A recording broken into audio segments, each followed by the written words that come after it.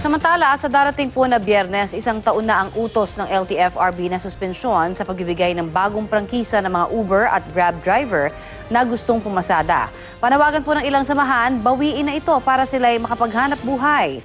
Sa ngayon, may isang online petition para riyan na may mahigit 40,000 pirma na.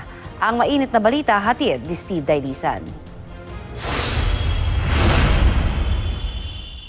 Kung may mga nagulat sa pag-amin ng mga Transport Network Vehicle Services na Grab at Uber na may tig 30,000 sasakyan silang kolorum, ang Land Transportation Franchising and Regulatory Board, matagal na raw itong tukoy. Sa pagdinig ng ahensya noong April 2016 para sa planong pag-review sa fare rates ng mga TNVS, nangangamba na raw si nooy LTFRB Board Member Ariel Inton na nagkalat ang mga kolorum na Uber.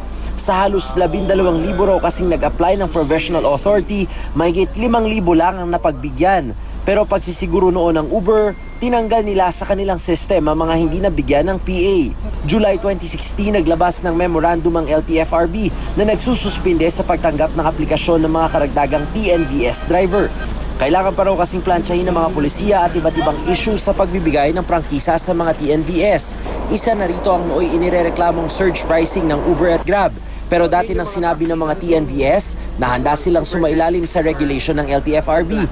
Kaya sa hearing noong Disyembre, iniutos na limitahan sa times 2 ang singil na pamasahe tuwing mataas ang demand. January 2017, nagharap sa isang pagdinig ang LTFRB at mga Uber at Grab driver. Sa panahong ito, mahigit 15,000 aplikasyon para sa prangkisa sa mga TNVS na raw ang na-dismiss. Kadalasan ay dahil daw sa kulang sa requirement at hindi dumadalos sa mga pagdinig ang mga aplikante. Inaayos pa rin daw ng LTFRB ang kanilang sistema para mapabilis ang aplikasyon sa prangkisa. Sa Biyernes, mag-iisang taon na ang ipinatupad na suspensyon sa pagtanggap ng aplikasyon sa prangkisa ng TNVS. Kaya naman ang isang samahan ng mga TNVS driver muling umapilang bigyan ng palugit ang kanilang kolorum na kabaro. Pero ang LTFRB, pinatawan ng tig 5 milyong pisong multa ang Grab at Uber dahil sa pagpayag na makabiyahe ang mga kolorum nilang driver.